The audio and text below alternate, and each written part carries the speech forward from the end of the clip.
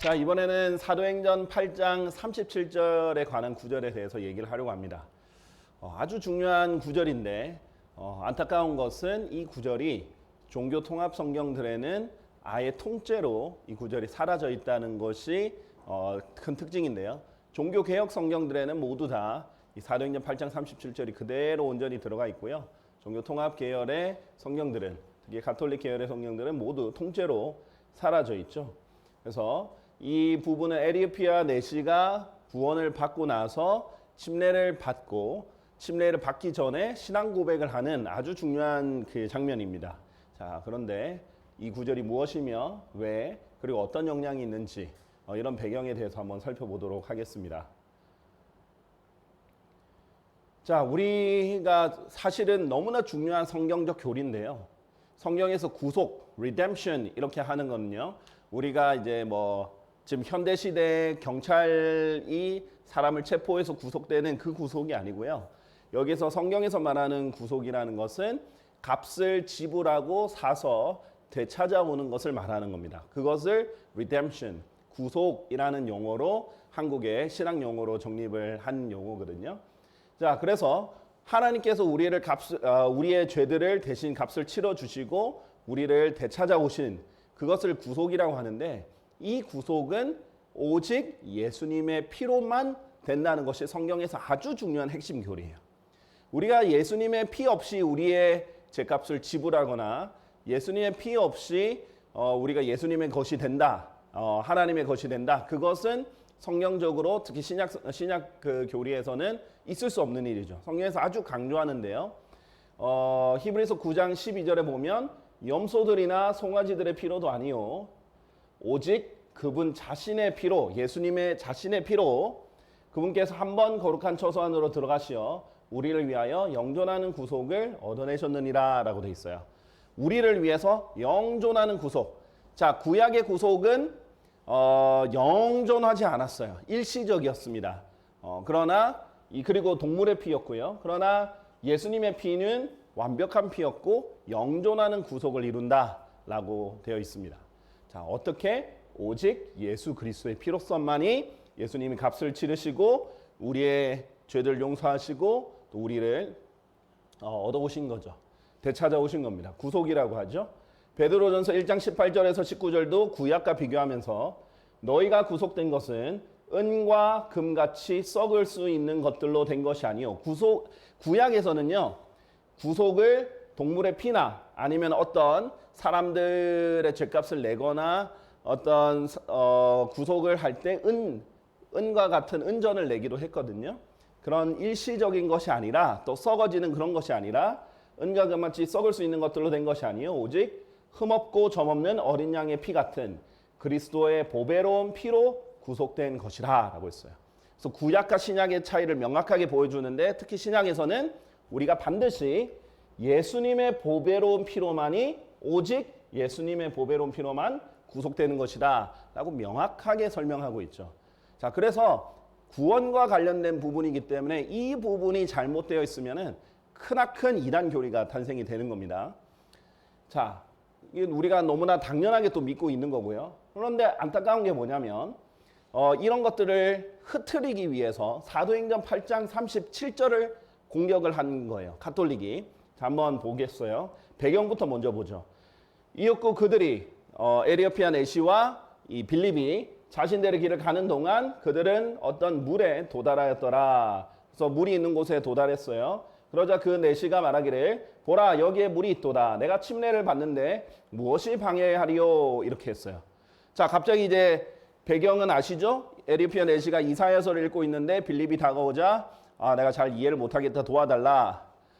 이렇게 가르쳐 주는 이가 없는데 어떻게 제가 알겠습니까? 알려주세요. 이렇게 해서 빌립이 설명을 해줍니다. 근데 물이 있죠. 지나가다 물이 있어요. 그러니까 에리오피아 내시가 저도 침례를 받고 싶어요.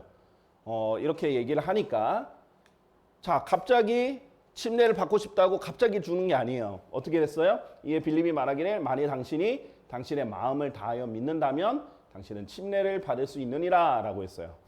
그러자 그가 대답하여 말하기를 예수 그리스도께서 하나님의 아들이신 것을 나는 믿노라 했어요. 자, 이미 이사야서 53장의 내용이었기 때문에 예수님이 우리의 죄를 위해서 피를 흘리시고 죽으시고 부활하신 내용을 다 읽었어요. 빌립이 다 설명해 줬어요. 그리고 예수님이 바로 하나님의 아들이시다. 유일한 하나님의 아들이시다. The Son of God이다. 이것을 믿었습니다. 자, 그렇게 하면 이제 구원의 조건이 되죠. 우리가 주 예수 그리스도를 믿으라. 그래야면 너와 내 집안, 그러면 너는 구원을 받을 것이라. 이렇게 한 것과 일맥상통한 겁니다. 자, 이 바른 신앙 고백을 했어요. 그랬더니 38절에 그들 둘이 물속으로 내려갔으니 빌립과 넷이 모두라. 그런 다음에 그가 그에게 집례를 주었더라. 그러고 나서 집례를 받는 거죠. 자, 그러면 여기서 보여주는 것이 뭐냐면 침례는 곧 구원의 조건이나 침례는 곧 구원이 아니에요. 그렇죠? 왜냐하면 가톨릭 같은 경우에는 세례를 받아야 구원을 받는다라고 하거든요. 그게 아니에요. 구원을 받았고 그것을 믿었다는 것을 고백을 했기 때문에 침례를 받는 것뿐이에요. 우리는 구원을 믿었을 때 받는 것이고 이미 구원 받은 사람이 침례를 받는 것이고 침례를 받기 위해서는 반드시 믿음의 고백과 구원이 돼야 된다라는 전제 조건이 있는 거죠. 즉 침례는 구원의 조건이 아니라 침례는 구원 받고 난 다음에 간증이라는 거죠. 자, 이 부분이 행위 구원이냐 아니냐를 가르는 핵심 요소입니다. 침례가 구원의 조건이 돼버리면 어떻게 돼요? 행위가 들어가죠. 침례를 받아야 구원을 받게 되는 거니까. 그러나 구원 받고 나서 침례를 받는 것은 간증이 되는 거죠. 이거는 구원에 영향을 끼치는 것이 아니라는 겁니다. 자, 그렇기 때문에 가톨릭은 공식 교리가 침례를 받아야만, 이제 가톨릭 표현으로는 세례죠. 세례를 받아야 죄를 씻는다. 세례를 받아야 구원을 받는다. 그것도 가톨릭 교회 아래서 라는 공식 교리가 있기 때문에 제일 거슬리는 게 이거예요. 누구나 예수님을 고백하면, 예수를 믿고 고백하면 침례를 받을 수 있다. 이렇게 되면 안 되잖아요. 빌립이 가톨릭도 아니고. 그렇잖아요. 근데 그게 아니라 그 사도행전 8장 37절 그것을 말하는데 가톨릭이 주장하는 것은 아니 우리 교회 안에서 침례를 받아야 그 다음 구원이다 라고 말하는 거기 때문에 이 부분이 굉장히 거슬리는 구절입니다. 그래서 뉴 가톨릭 바이블 기반한 것, 또 개혁 성경 같은 경우에는 없음이라고 되어 있고요. 뉴 가톨릭 바이블 같은 경우에는 footnote, 주석을 달아서 각주를 달아서 이것은 어떤 고대 사본들에서는 더해져 있다라고, 이것이 마치 원래 성경이 아닌데 더해진 구절이다라고 가로로 해놨어요. 그러니까 원래는 성경이 없었다. 나중에 이제 고대 사본들의 더해진 구절이다라고 표현을 한 거죠.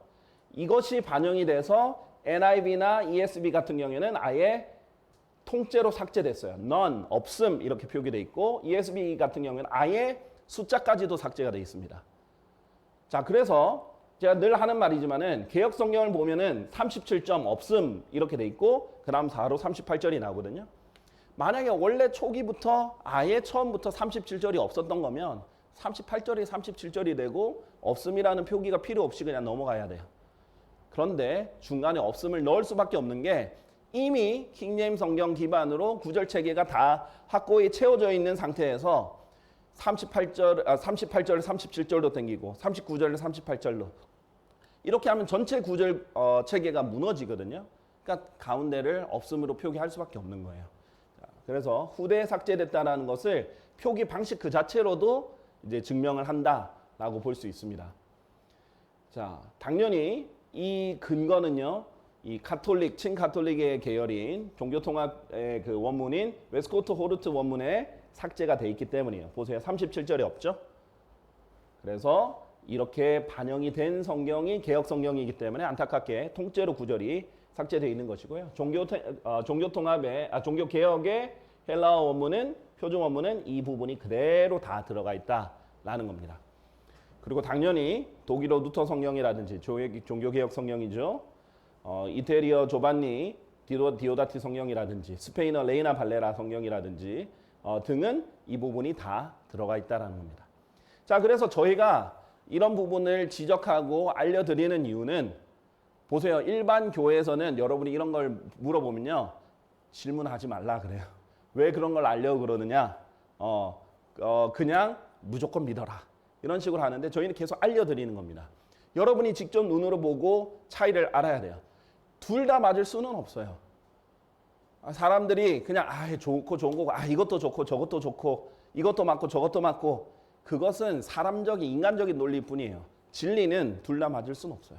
진리는 하나가 진리면 하나는 거짓입니다. 그래서 저희는 그냥 실수나 오탈자를 지적하는 것이 아니에요. 실수나 오탈자는 얼마든지 있을 수 있어요. 그럼 바로 교열하면 되잖아요. 교정을 하면 되고 그게 아니라 의도적인 변개를 지적하는 겁니다. 의도적으로 누군가 뺐다라는 것을 알려드린 것이고 그 뺀 것이 반영된 성경들이 바로 종교통합 성경, 가톨릭이 종교통합을 앞세워서 하는 거라는 거죠. 그리고 그 교리가 바로 이 가톨릭의 교리를 지지한다는 거예요. 잘 보세요. 아까 침례와 관련해서 중요한 교리라고 했죠. 이런 교리들이 다 반영이 되어 있는 겁니다. 개역 성경을 보면 어떻게 되어 있냐면요. 이것도 가톨릭 성경에 반영이 된 거예요. 사도행전 2장 38절에 보면 너희가 회개하여 각각 예수 그리스도의 이름으로 세례를 받고 죄사함을 받으라 라고 되어 있어요. 세례를 받고 죄사함을 얻으라 라고 되어 있는 거예요. 죄사함을 받으라 라고 되어 있는 거예요. 그래야면 성령의 선물을 받으리니. 자, 어떻게 세례를 받고 죄사함을 받습니까?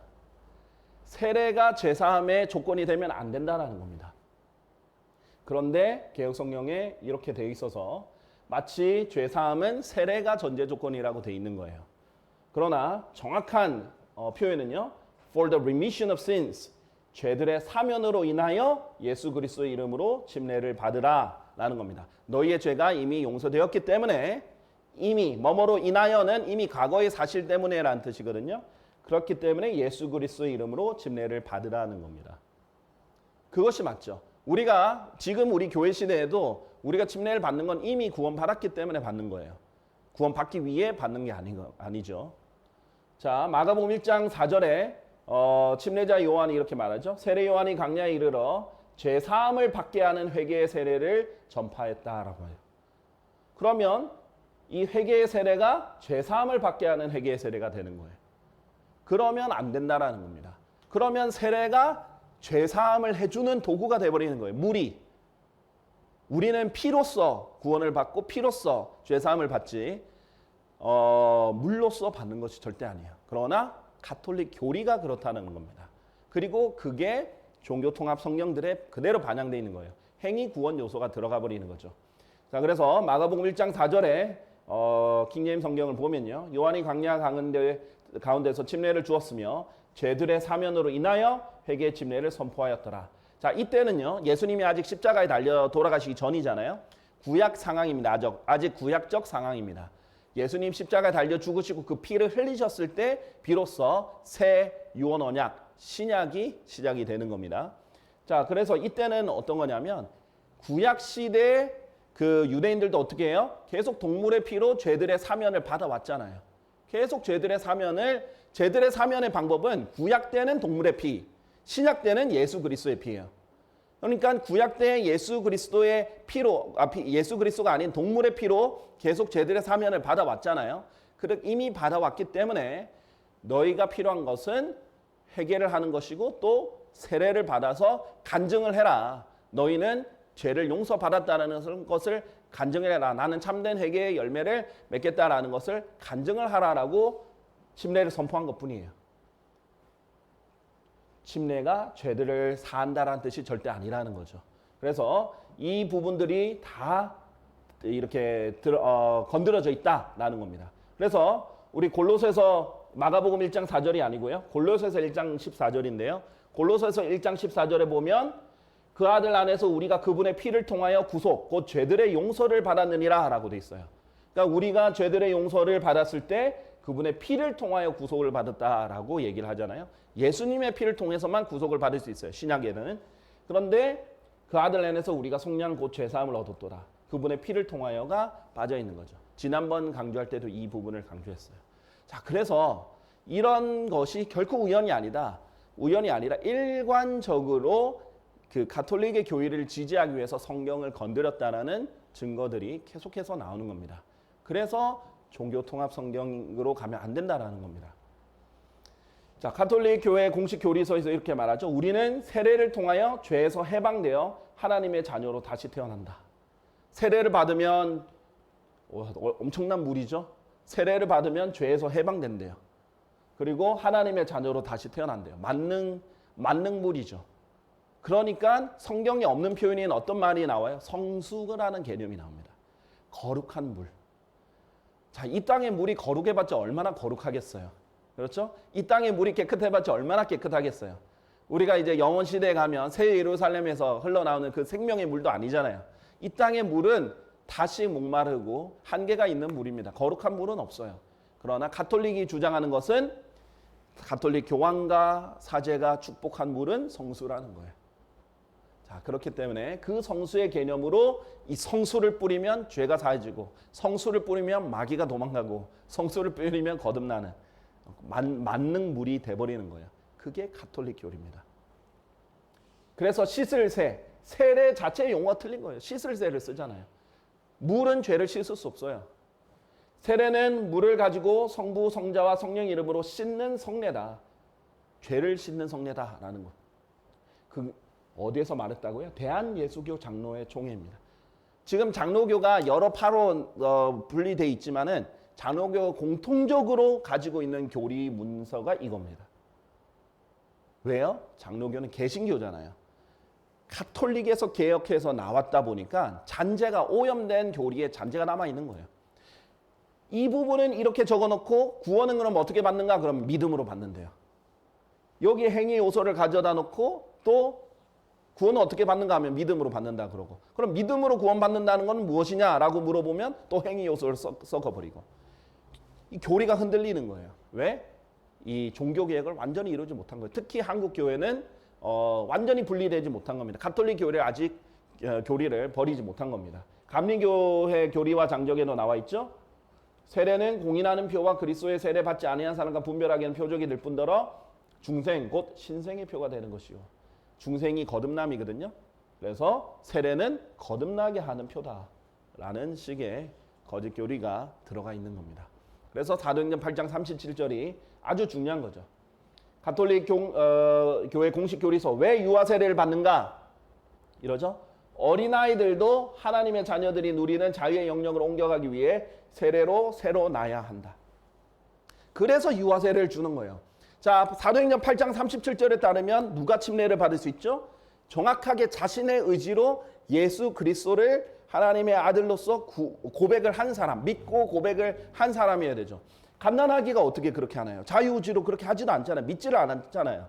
그런데도 유아 세례를 주면서 이거 하나님의 아들로 새로 태어나게 만드는 물이라는 거죠. 성경에는 절대 물로 죄를 씻을 수 있다는 구절이 없습니다. 피 흘림 없이는 사면이 없느니라 라고 분명히 말했어요. 구약이든 신약이든 피 없이는 사면이 없었어요. 물로는 단 한 번도 사면이 없었습니다. 자, 그래서 유아 세례를 막는 사람은 이게 교리가 돼버리니까 유아 세례를 막는 사람은 엄청나게 못된 사람이에요. 그러므로 출생 후 가까운 시일에 아이에게 세례를 베풀지 않는다면 교회와 부모는 그 아이가 하나님의 자녀가 되는 무한한 은총을 받지 못하게 하는 것이 된다. 엄청 못된 사람이 되는 거죠. 그런 식으로 이제 태어나자마자 가톨릭 교인으로 만들어 버리는 거예요. 그런데 안타깝게도 이 비성경적인 유아 세례를 어떻게 해요? 장로교도 감리교도 그대로 하는 겁니다. 침례교는 개신교가 아니에요. 침례교는 초기부터 가톨릭을 늘 반대해 왔어요. 가톨릭의 거짓 교리들을. 유아 세례를 반대했다는 이유로 침례교도는 1000년이 넘게 죽어왔습니다. 그런데 장로교나 감리교는 종교 개혁을 일으킨 자들의 후손이라면서 이 거짓 교리를, 가톨릭 교리를 답습하고 있는 거예요. 이런 부분을 벗어나려면 성경부터 달라져야 됩니다. 성경부터 정확한 성경이 있어야 이런 교리가 이제 없어지죠. 교리는 성경에서 나오는 거니까요. 그리고 세례는 구원의 필수 요소다. 이렇게 하는 게 이게 바로 행위 구원이에요. 그런 것들을 따라가면 안 됩니다. 그래서 바이블 빌리버는요, 기록된 말씀이 있는 그대로 존중하면 되고요. 성경에 입각한 교리가 세워지면 되는데, 이제 성경 의도적으로 변개하면요, 먼저 가톨릭이 세운 교리, 인간이 세운 교리를 먼저 세우고 거기에 성경을 끼워 맞춰서 변개하는 거예요. 이게 문제예요. 우리는 성경을 있는 그대로 보존하고 성경을 있는 그대로 봐서 혹시 우리가 믿는 게 잘못됐으면 성경에 맞춰서 우리를 바꿔야 되는데, 가톨릭은 자기들이 먼저 주장과 교리를 세워놓고 거기에 다르면 성경을 바꿔버리는 겁니다. 이게 감히 이렇게 성경을 건드리는 게 로마 가톨릭의 영이라는 겁니다. 자, 그래서 종교개혁을 온전히 이루려면요, 성경부터 바로 돼야 돼요. 절대 그 종교통합, 지금 WCC나 이런 에큐메니컬 운동, 종교통합, 뉴에이지 이쪽으로 가는 것, 세계 종교, 통합 종교, 이거는 절대 성경적이지 않고 하나님을 대적하는 길로 간다는 것을 아시길 바랍니다.